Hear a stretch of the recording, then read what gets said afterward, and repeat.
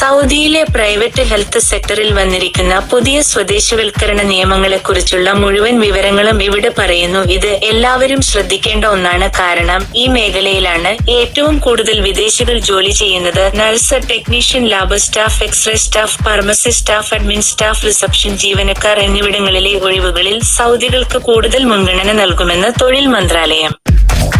കൂടുതൽ വിദേശ വാർത്തകൾക്കായി ചാനൽ സബ്സ്ക്രൈബ് ചെയ്യുക. Don't forget to subscribe.